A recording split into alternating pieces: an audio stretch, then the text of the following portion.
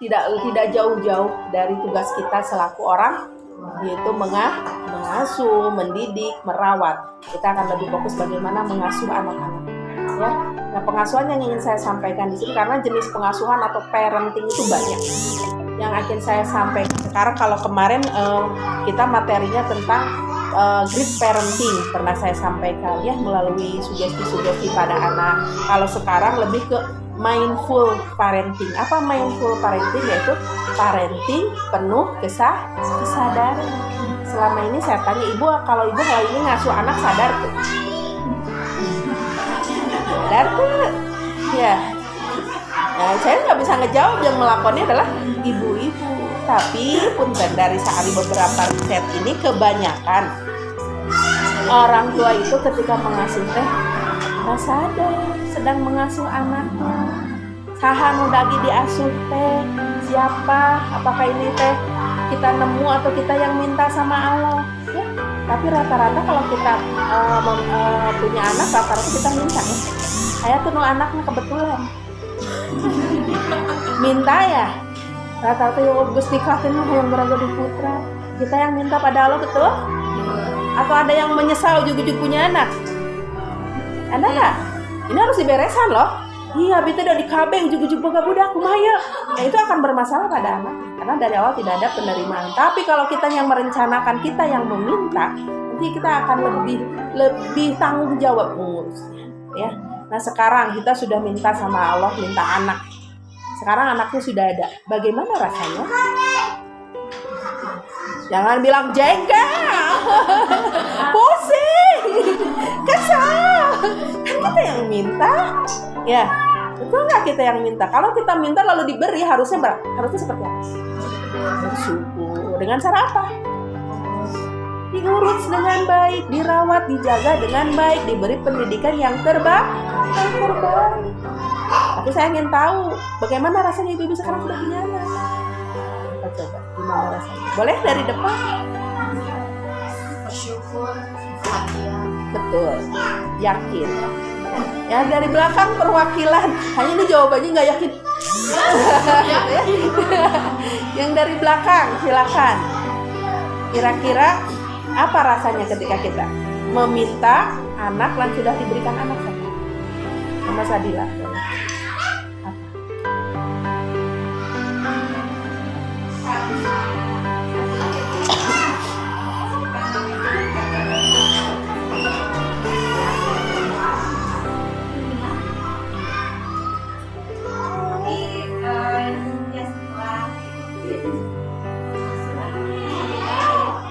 Betul.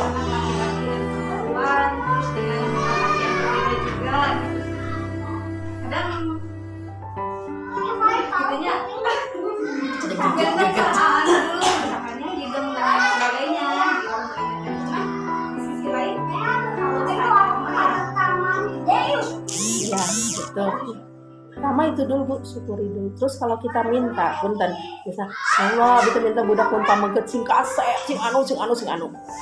Mun istri hayang gulis, hayang pinter, hayang pesek gitu kan, yang kena ya.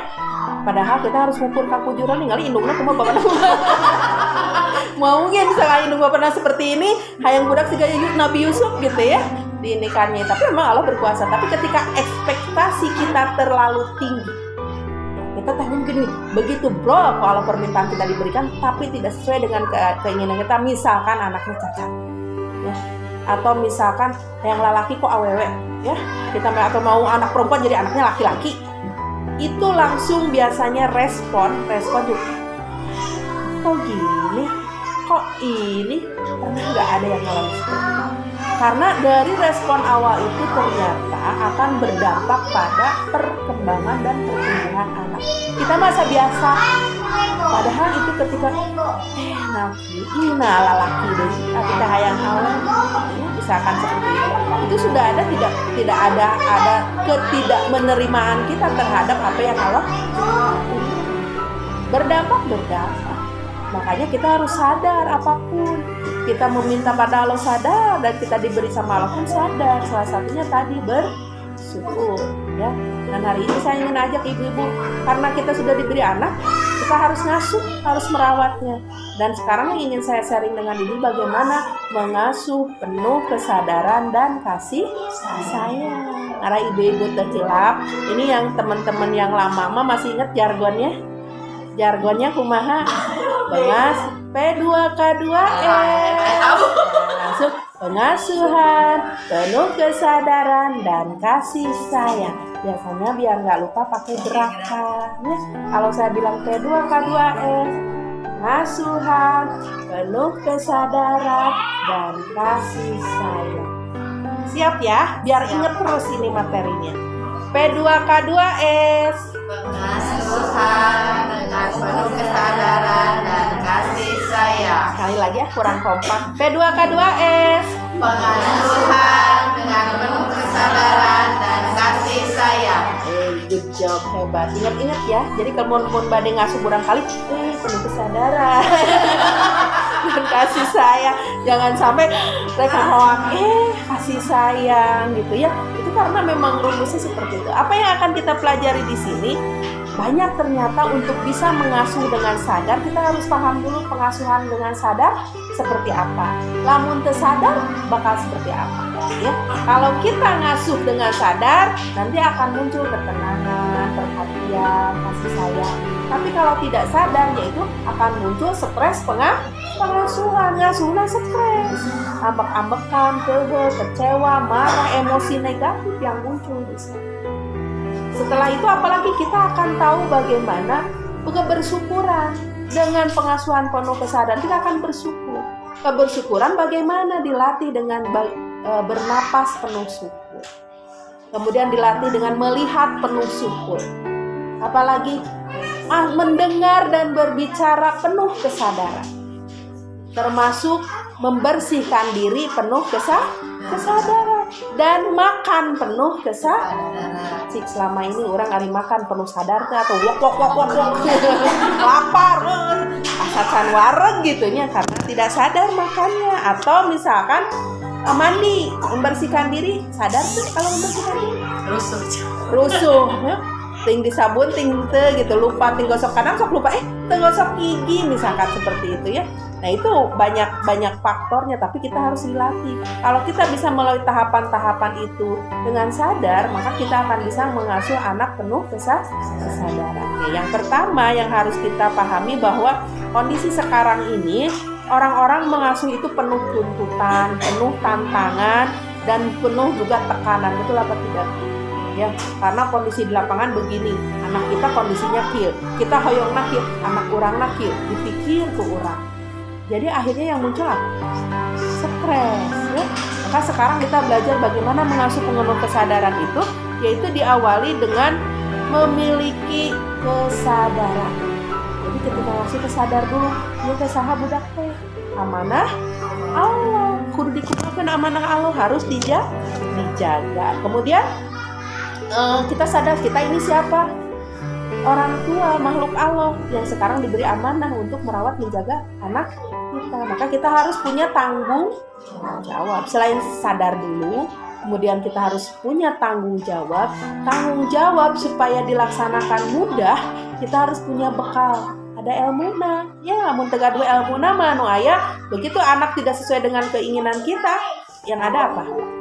Tandukan, marah, ya biasanya seperti itu. Nah, kamu tuh seperti ini, mama tuh mau kamu gini gitu ya.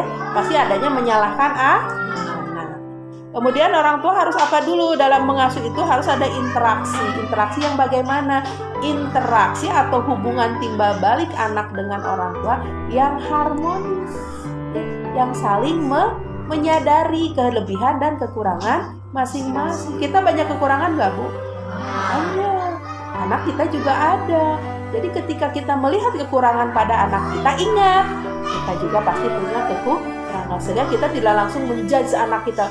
Kamu mah begini, jadi anak tega begini. Coba ingat-ingat dulu, kita mungkin lebih bandel, mungkin lebih belet di budak di anak kita gitu ya. Jadi kita jangan langsung menghakimi anak kita ketika anak kita tidak sesuai dengan harapan orang tua. Kemudian harus seperti apa mengasuh yang baik dan benar? Yaitu yang pertama adalah ada perlakuan dulu. Perlakuan yang mana? Memperlakukan anak sebagaimana anak harus diperlakukan, dijaga, dirawat, disayang, ya. Kemudian dipahami, anak ini lagi sedih, apalagi lagi senang, anak ini lagi kesal. Jangan sampai anak lagi kesal tapi respon kita bukan mengeluarkan kesalahan anak, tapi membuat anak tambah kesel. Itu yang harus dipahami oleh orang tua. Kemudian orang tua juga harus melihat respon anak. Ketika kita berbicara dengan anak, responnya gimana? Ketika respon anak itu negatif, langsung introspeksi, berarti ada yang salah. Ya. Adik kamu harus ini, mama. Oke, pasti ada yang salah. Satu, mungkin kita tidak tahu kondisi anak kita sedang apa. Anak lagi nonton TV, adik, ayo kamu belajar dulu. Anak ngelawan, pasti kan? Karena dia sedang senang. Jadi ketika anak tidak sesuai dengan keinginan kita lihat, oh iya saya lupa anak saya lagi senang nih, lagi nonton TV, saya langsung menyuruh dia berubah kegiatan yang barangkali belum tentu dia suka dengan belajar. Makanya kita harus ada jeda. Artinya apa? Diberikan dulu waktu. Ada yang nonton TV-nya 5 menit dulu, 5 menit lagi, nanti habis itu kita kerjain tugas dari mulai ya. Karena bisa seperti itu. Jadi nggak langsung dijeda. Risman terus belajar, ayo tong main bola main. Itu marah. Karena anak sedang senang. Jadi biarkan dulu, kasih tahu dulu. Risman 2 menit lagi, 10 menit lagi ya. Kamu langsung pulang. Jadi kita harus sampaikan dulu anak untuk siap ya. Iya, orang tua. Iya, paling kalau misalnya dia nggak tahu 5 menit, hitung sampai 10. Anak sok nilai, mama hitung sampai 10 ya. 1, 2, jadi anak ada jeda. Kalau anak 5 menit, anak kan tahu tuh waktu 5 menit jadi setengah jam misalkan ya. Tapi itu juga satu pengenalan, boleh saja kan anak belum paham. Untuk ini udah 5 menit, gitu aja kita ingatkan pada anak. Nggak 10 menit, tapi udah Ina yang mengingatkan. Ini udah 5 menit, ayo. Boleh, itu sambil mengenalkan waktu pada anak nih dari jam segini sampai jam segini adalah 5. Nah, gitu ya, bisa seperti itu. Kemudian yang harus jadi kunci dari pengasuhan penuh kesadaran ini adalah bagaimana orang tua menyengaja apa? Ketika mengasuh anak itu hadir menyengaja segala-segalanya. Artinya dari hadir hati, hadir pikiran, hadir jasad. Jangan sampai ketika mengasuh anak, ibu pikirannya masih di kantor. Tapi anak sama mama, oh iya, tapi pikiran kita lagi di kantor. Itu akan tak terasa oleh anak. Tidak ada connect antara hati orang tua dengan hati anak ketika pikiran kita masih di tempat lain. Jadi kalau pengasuhan penuh kesadaran, sadar hari ini sedang dilihat adalah anak-anak sedang berperilaku seperti ini dan saya ada di hadapan anak sadar. Ketika kita sadar bahwa kita mengasuh dengan sadar, apa yang kita ucapkan dan apa yang kita dengar dari anak itu dalam keadaan sadar. Ibu mungkin kadang-kadang berbicara pada anak tapi itu sadar. Mungkin ibu sambil masak, beresin itu ya, gitu. Atau kita masih jalan. Itu bukan berbicara penuh kesadaran. Atau ketika mendengar anak ngomong nih, mama ini di mana, di situ, tapi nggak pernah dilihat. Kalau berbicara dan mendengar penuh kesadaran itu ada kontak mata. Jadi kita berhadapan. Ada sentuh, pegang pundaknya ataupun apalah badan anak itu. Apa nak, gitu ya. Terus ada ucapan lembut. Kalau kita kasar pada anak, maka anakmu akan melawan. Kalau kita kasar pada anak, maka anakmu akan kabur, akan berlari. Itu ada di surat Al-Imran 159. Berlaku lemah lembutlah kalian. Ya. Pada siapapun. Karena kalau kalian kasar, mereka akan lari. Ya. Termasuk anak-anak kita. Maka tatap matanya. Kalau kata Deddy Corbuzier, kalau mau tatap mata Ojan dulu mah ya. Ditatap matanya, sentuh badannya, ucapkan kata-kata yang lemah lembut. Itu berbicara atau mendengar dengan penuh kesadaran. Bisa dipahami dulu nggak? Saya bicara terlalu cepat tidak? Bisa paham atau dengarti? Bisa dipahami ya Bu ya? Nah, kita lanjut. Tadi mendengar dengan berbicara penuh kesadaran. Lalu bagaimana kebersyukuran?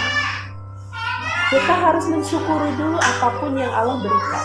Anak kita mau sesuai dengan harapan kita minta laki-laki datangnya perempuan, disyukuri.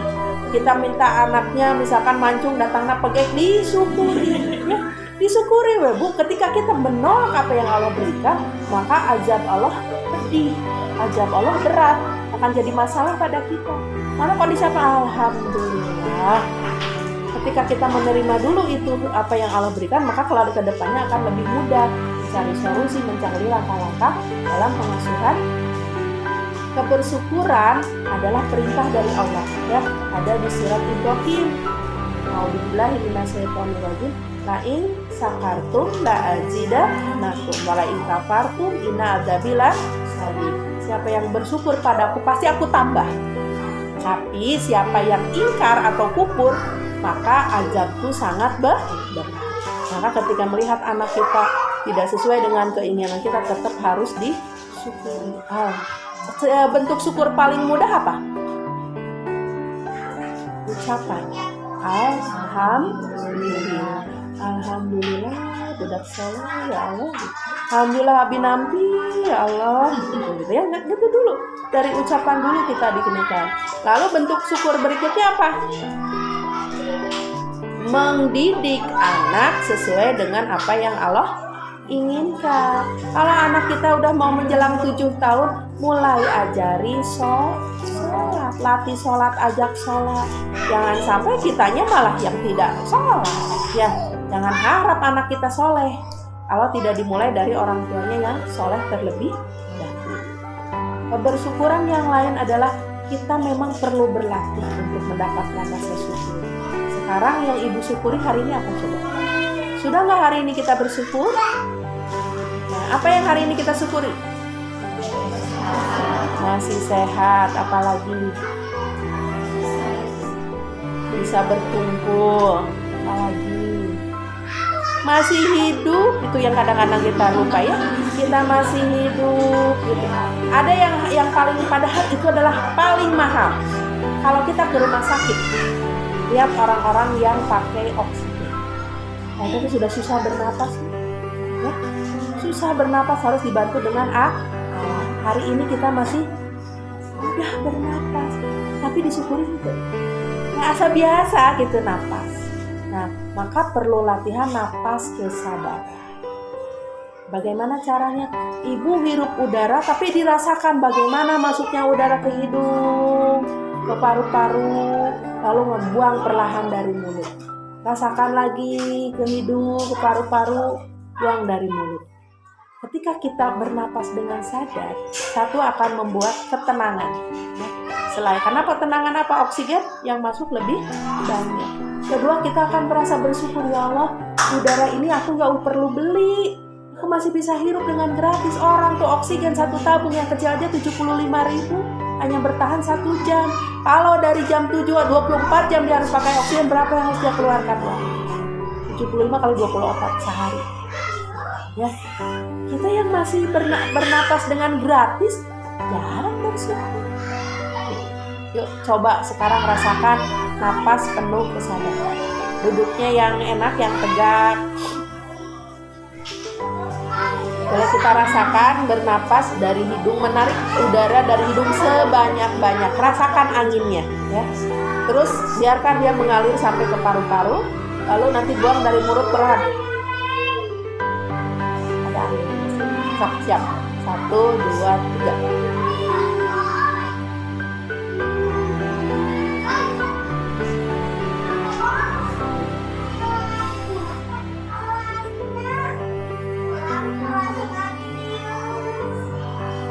Lagi.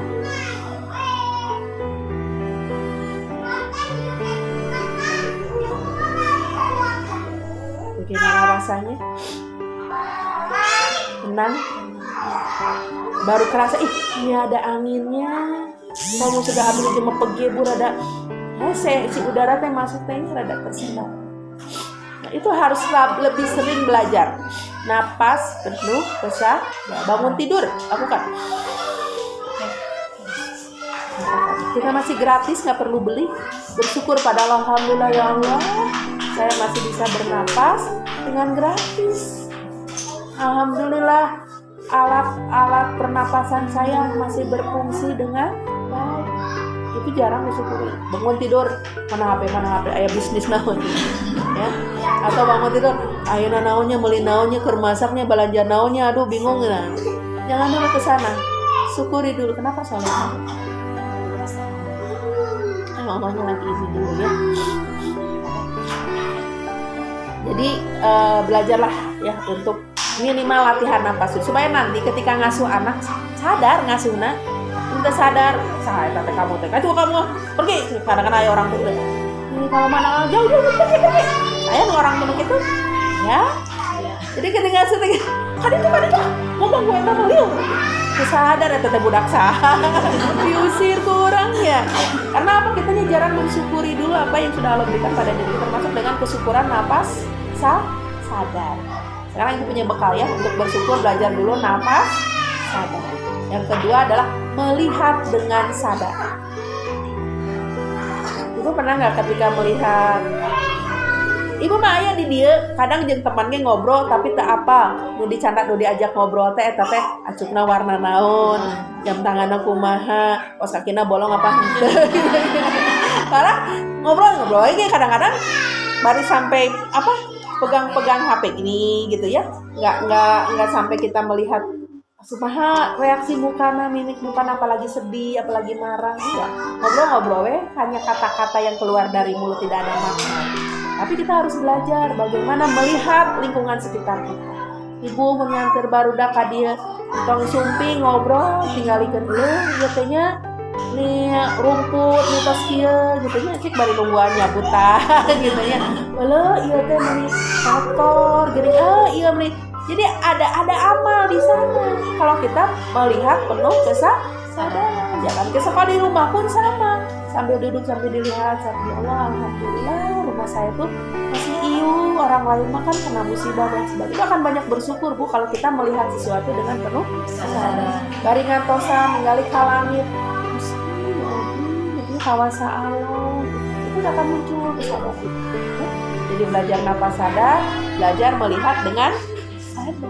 Hari ini sadar nggak melihat? Saya sudah tidak mengingat. Saya hari ini sadar ada ibu-ibu yang rajin di sini, ada ibu-ibu yang haus ilmu di sini, yang sedang memperhatikan saya, mendengarkan untuk mendapatkan ilmu yang akan mengangkat dirinya lebih baik lagi. Saya sadar apa yang saya ucapkan, lalu saya konsep supaya nanti nyampe kena tekan itu kan. Saya sadar berapa yang perhatikan, berapa yang ngantuk, saya sadar gitu ya. Berapa yang sudah aduh nggak enakan nih lama dan juga sadar, terlihat kalau ibu gantian dengan terlihat. Sini mah ekstra kelihatan. Saya sadar, saya tidak memikirnya. Saya sadar ada anak lagi merengek-rengek sama mamahnya gitu ya. Ini sebut ini dulu kasih ya. Jadi kalau misalkan saya ngomongnya nggak sadar, saya ngomong pikiran saya di mana nggak akan nyampe ke ibu-ibu. Nggak akan jadi ilmu, jadi ngambang ucapannya. Tapi kalau saya ngomongnya sadar akan sampai ke ibu-ibu dan ibu bilang, oh iya saya harus belajar minimal saya belajar napas sadar, saya belajar melihat dengan sadar, ya. Apalagi yang harus dilakukan sebelum tadi berbicara dan mendengar dengan sadar juga. Karena ketika kita berinteraksi dengan anak pasti ada proses melihat, pasti ada proses mendengar, pasti ada proses berbicara dan itu harus dilakukan dengan penuh. Namun kesadar akan terjadi stres pengasuhan karena keinginan anak dengan kita tidak sejalan atau tidak sesuai ya. Apalagi yang harus dilakukan untuk dapat mengasuh anak dengan sadar, kita perlu membersihkan diri, yaitu dengan menjaga kebersihan tuh mandi, cuci tangan, gosok gigi dengan sadar juga. Karena kalau mandinya tersadar tidak akan menjadikan satu relaksasi atau satu hal yang membuat sel-sel tubuh menjadi terbangun, segar lagi, fresh lagi, sehingga membuat semangat kita muncul lagi. Mandi hanya formalitas mandi aja. Tapi kalau mandi sadar, ibu pernah nggak mandi sadar? Pernah nggak? Kalau ibu mandi tersadar, kabudaknya mau ada mandi guyur, gitu ya. Ada wah gitu seperti itu. Budak rencana siap, jadi budak ada anak yang takut mandi. Karena ketika mandi dikagetkan oleh orang tua rencana siap sana harus diguyur gitu ya. Padahal mandi mah harus ada anu seuri teh rumah saya pernah. Ya, saya juga dulu belum tahu ilmunya gitu. Kalau nyuruh anak mandi pada sekarang harus begini. Mana belajar dulu dari kita mandi penuh kesadaran. Artinya apa? Ketika kita mau mandi siapkan dulu alat-alatnya. Jangan rek mandi pas mandi kayak keluar anduk. Aduh, sangka dia keun anduk keriweuh. Ini jadi norek periodina orang aduk, salin, pangintennya. Karena ibu pun ternyata harus dibiasakan kita bawa salin ke kamar mandi. Ya, Kenapa? Kalau kita keluar dengan hanya pakai handuk lalu dilihat oleh anak, ya, itu akan menjadi memori yang membuat anak tertarik pada hal-hal yang belum waktunya. Ya, kenapa anak sekarang banyak anak yang resep porno? Karena ada yang wajar dibiasakan di rumah, mama keluar dari kamar mandi hanya pakai anduk. Ya, itu kan seksi ya, kelihatan kaki dan kaki. Anak mungkin nggak ngomong tapi udah masuk ya. Nanti dia akan penasaran ada apa di balik anduk itu. Nyari di YouTube, jika ada yang penasaran seperti itu yang kadang-kadang tidak kita sadari bahwa perilaku kita itu yang mengarahkan anak-anak. Ya, jadi biasakan bawa salin ke kamar, siapkan apa yang harus dibawa, anduknya, salinnya, oke. Udah gitu apa? Kita mau apa? Ada alat-alatnya, sabun, odolnya sudah siap. Kita kalau misalkan air dites dulu, kalau air hangat si panas teuing, air dinginnya juga semua disiapkan. Nah baru gitu ada tahapan yang benar dalam mandinya. Ibu kalau mandi secara kesehatan juga nggak boleh langsung banjur ke badan. Mulai dari mana? Kaki dulu banjuran gelap sampai ke atas, baru bisa guyur.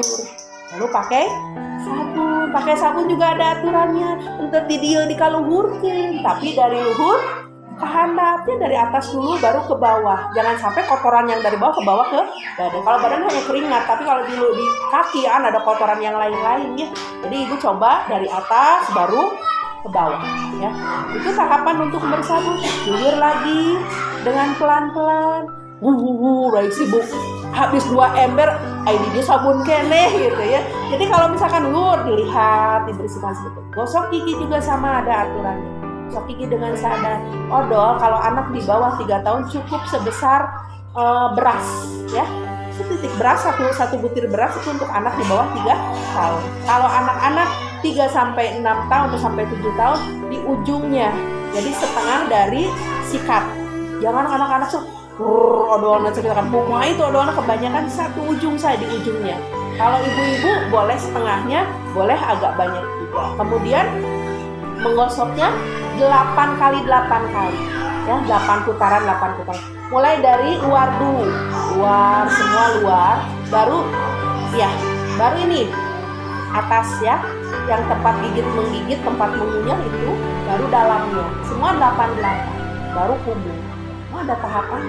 Cuci tangan juga ada tahapan. Cuci tangan yang benar itu ada 6 tahap ya. Dibilas, dikasih dulu air, sabun, ujung jari, jempolnya, semua itu ada tahapan. Karena itulah ketika dilakukan dengan sadar, dampaknya atau manfaatnya banyak. Selain satu relaksasi dengan air itu kan bisa relaksasi, juga mengalirkan atau melancarkan peredaran darah. Dan juga menjaga kebersihan. Kalau misalkan sadar membersihkannya mah tidak akan ada sisa-sisa kotoran yang nempel ya. Kalau kita sudah sadar, maka ketika mengajak anak untuk mandi pun kita akan penuh kesadaran. Adek siapkan dulu, libatkan anak. Dek siapkan dulu anduknya. Dek siapkan dulu itu sabun samponya. Kenalkan pada anak ini bagaimana cara disabun sampai. Adek cuci kakinya dulu. Didampingi. Kalau sampai anak, seperti tadi saya sampaikan, untuk kita juga untuk berlaku untuk anak-anak. Sampai ketika nanti anak sudah selesai, lalu anak bilang, "Mama boleh nggak aku main air dulu?" Boleh. Ya, kasih izin, boleh 2 menit ya, nggak lama-lama. Karena anak harus bereksplorasi, merasakan air itu seperti apa. Apalagi yang mandinya pakai jolangnya, anak-anak 2 di bawah 3 tahun, biasanya disediain si jolang teh, ada mainan, ada apa, nggak apa-apa. Biar anak bereksplorasi dengan air, lebih dekat dan tidak takut dengan ya. Jadi coba dulu dari kita dulu. Aku mau mandi, mandinya penuh kesadaran. Lami wios nyarios lah kan di luar teh ulah digedor. Nah digedor jadi keheul gitu ya. Abi badai bak penuh kesadarannya tong digedor gitu. Nyarios lah, amun nu di bumi mah terang ya. Jadi orang masuk kamar mandi mulai sok nuruan sakedik. Udah keluar tuh seger teh. Paling kalau kita bisa sekalian luluran sendiri gitu ya, bari disetrap gitu. Itu pas keluar tuh seger betul enak. Udah karena sadar mandi. Tapi kalau mandi kesadar, kadang keluar dari kamar mandi kesang. Wah itu kesadar tentu gak digubur gue. Itu kesempatan tapi minta enak dia nggak ada kesegaran gitu. Dan tadi mandinya formalitas, rusuh teh ya. Insyaallah kalau kita sudah bisa, nanti akan bisa untuk ke anak-anak kita ya ibu ya. Coba ke anak-anak kita sana masih kena mandina tanpa kesadaran, ke anak-anak diguyur langsung. Entah diguyur langsung kan bari wak poknya. Jadi si anak kadang-kadang mandi itu tidak menyenangkan mandi itu ya, tapi mandi itu ternyata memang harus disadari ya supaya nanti dampaknya ada. Nah, lanjutnya setelah kebersihan kita perlu memperhatikan asupan. Asupan itu terkait makanan. Di Al-Quran, di Al-Baqarah 172 disampaikan oleh Allah, makanlah yang halal dan thayyib. Halalan wa thayyiban. Kita tuh kalau makan jangan sembarangan. Jangan punya prinsip enakan wa murahan gitu ya, asal enak asal murah gitu ya. Tapi harus halalan thayyiban. Ini halal nggak? Bahan-bahannya ini dibenarkan nggak? Boleh nggak? Ibu-ibu kalau lihat jajanan anak-anak, hati-hati, ibu harus tahu ilmunya. Ada zat-zat pewarna yang diambil dari bahan babi ya. Ada yang tidak halal itu ada kode-kode C20, C25. Nantilah saya akan sharing ke ibu supaya ibu hati-hati ketika membeli makanan. Baca komposisi, gelatin itu diambilnya juga dari lemak babi. Emang nggak dijelaskan di sana mah, karena dia usaha mau apa juga tuh ya. Dan salah satu cara untuk merusak orang Islam tuh bukan dengan dipaksa untuk asup agama lain, tapi dengan diracuni makanannya, dikotori makanannya dengan hal-hal yang haram. Sehingga kalau makanan sudah haram, perilaku kita akan cenderung pada maksiat. Akan mudah kan anak-anak untuk dialihkan tidak beriman gitu ya, kalau misalkan makanannya tidak halalan atau thayyiban. Jadi wayahna ditinggal, oh ini teh apa halal nggak ya, thayyib nggak makanan anak-anakku. Yang kadang-kadang bikin kita yang halalan thayyiban itu selain darah, bangkai ya, yang tidak boleh itu babi. Ada alkohol atau homer itu nggak boleh. Tapi ada yang kadang-kadang kita lengah, apa? Sembelihan yang tidak mengucap nama Allah ya. Kalau sembelihan apa Bu? Ayam, daging, sapi. Nah itu kalau disembelihnya tidak mengucap nama Allah, tidak bismillahi Allahu Akbar, itu jadi haram. Kita nggak ngeh itu ya. Kok nggak ngeh? Iya, kita beli di pasar. Tahu nggak di bismillahan? Itu pertanyaan. Kita nggak tahu. Terus ada bilang, atubo husnuzonnya sekarang mah mudah-mudahan kita di bismillahan. Cukup orang oke ceneng kayak mamna nyebut bismillah. Kalau begitu posisinya sama dengan alkohol aja cukup ya bismillahan. Kan nggak bisa gitu, sama haram ya. Jadi kita bagaimana? Kalau kita ingin anak-anak kita itu terjaga makanannya, ya wayahnya ibu cerewet. Kena naon, abi mah cerewet ke pasar. Mang, ini bismillahan tuh. Mang dipencetna di mana? Bismillahan tuh. Nya tuh Bu, cuma tuh di bismillahan mah haram. Nah, kita baru beli. Gitu. Da lain abi Bu nu mencetna ibu dikirim, abi mah kajen jadi beli. Cari nang memang dia ngaku di bismillah. Kalau dia udah ngaku bukan urusan kita lagi, urusan dia dengan Allah ya. Tapi kalau misalkan ada yang ibu menit rewel kieu gitu, ya Bu ada abi harus hati-hati, sampaikan itu. Hati-hati makanan bahaya gitu. Jangan tadi enakan wa murahan gitu ya. Tapi kita memang harus betul nggak ini makanan. Nah itu harus dijaga ya. Itu yang paling utama adalah halalan thayyiban. Keduanya harus mengandung gizi seimbang. Ibu jangan gini, ibu bekal nasi sama anak dibekali nasi, tapi lauk pauknya adalah mie. Itu dua-duanya karbohidrat. Karbohidrat dengan kalau berlebihan itu akan bermasalah ya. Jadi kalau misalkan anak bakal nasi ada sayurnya, ada lauknya, wayahna gitu ya. Sebenarnya nggak mahal, makanan sehat teh. Kangkung aja sudah sehat, kangkung tempe itu sehat, proteinnya ada, zinc sayurannya juga ada. Cuma kitanya hoream ya, penyakit hoream eta. Sehingga manu murah we nu mudah. Naon, nugget, apalagi mie goreng gitu. Makanya di sini kita mulai belajar ada jadwal memaksakan orang tua untuk ya tadi menyiapkan makanan sehat, 4 sehat, 5 sempurna, yang utamanya halalan thayyiban. Jadi ibu-ibu beneran Nena lebih teliti ya kalau membeli jajanan anak, dibaca. Kemudian juga kalau membeli yang sembelihan-sembelihan ditarosin. Karena kan kalau kitanya teu naroskeun dosa. Kalau orang tos naroskeun ditunda sengaja ya enggak apa-apa. Halal gitu. Tapi orang tos naroskeun itu ngajawabna tidak meyakinkan, orang jadi ragu, tinggalkan, jangan dimakan. Ya eta ayam geprek teh murah cenah ya. Tapi kalau si mangna tidak bisa menjawab meyakinkan, ya udah jangan. Karena akan berdampak. Salah satu ciri makanan yang tidak thayyib atau yang tidak halal yang termakan oleh kita, satu, lamun sholat lupa rakaat. Itu ciri-ciri ada makanan yang masuk yang salah. Masuk nggak ibu? Itu 3 rakaat atau 4 rakaat? Nah, berarti ada makanan yang salah. Kedua, kalau diajak baca Quran, baru 2 baris tunduk. penuh sama sekali ya. Terus ketiga, kalau mencari ilmu atau mencari kajian, belajar, kita asup-asup. Pulang dari sini nggak ada yang nempel satupun misalkan. Itu salah satunya adalah makanan yang haram. Itu hati-hati ya. Sok mulai dari kita apik bersih, insya Allah nanti anak-anak kita juga akan bersih. Kalau mau anak soleh dimulai dari kitanya yang harus soleh ya. Nah ini yang terakhir tentang makanan tadi, selain tadi diperhatikan unsur gizi 4 sehat 5 sempurna dan halalan thayyibannya, adalah cara memakannya. Cara memakannya harus penuh kesadaran. Itu sadar telah barang tua. Bismillah, tapi kok lupa tadi teh apa yang dimakan. Abi kemana tuangan abi padahal sih mampu nyari ranya. Nah ya tinggal hiji deh, padahal mana lagi saya F4 gitu ya, itu nggak sadar.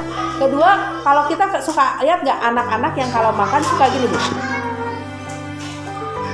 jarang buan kalau diambuan jika ucing. Padahal makan yang benar itu harus diambuan. Betul. Jadi caranya begini, ketika kita misalkan kalau ini makanan, kita praktik dari kita dulu supaya anak-anak bisa. Kita ambil makanan, sebelum dimakan diperhatikan teksturnya, kasarkah, lembutkah, bahannya apa. Kalau sudah dirasa oleh kulit, baru rasakan oleh hidung. RO ya, atau ubi cilembu ya, ada kekhasan ya. Jadi kita akan lebih sensitif mencium jenis-jenis makanan. Ini kayaknya manis nih. Oh ini mah asem. Kamu kan dari ini ya. Kalau sudah yakin dengan tekstur dan baunya, kita mulai tempelkan di mulut atau di gigi. Gigit perlahan. Gigit. Rasakan teksturnya, lembutkah, kasarkah. Jadi dikunyah. Kalau bisa 30 kunyahan. Baru setelah lembut kita telan. Saya yakin ibu bakal langsing. Karena makanya satu aja akan kenyang Bu ya, karena gitu lama itu seperti itu. Kadang kita semua anak makan lagi, kamu makannya lama. Apa kalau misalnya dia 30 detik memang harus seperti itu. Justru sari-sari makanan akan terserap lebih banyak. Lalu kalau sudah lembut dan siap ditelan lalu telan, rasakan telannya. Bagaimana rasanya? Kita mulai ulang lagi seperti itu. Itu makan penuh kesadaran dan harus dilatih. Kalau nggak dilatih mah saya anggrek mak tepungku bari tewar. Jadi kadang-kadang bingung apa yang sudah kita. Itu ya hari ini sebagai kegiatan prakteknya adalah bagaimana kita makan penuh kesadaran. Kita sudah bawa makanan ya. Hari ini kita akan coba praktek makan penuh kesadaran. Siap? Oke, silakan dibuka makanannya.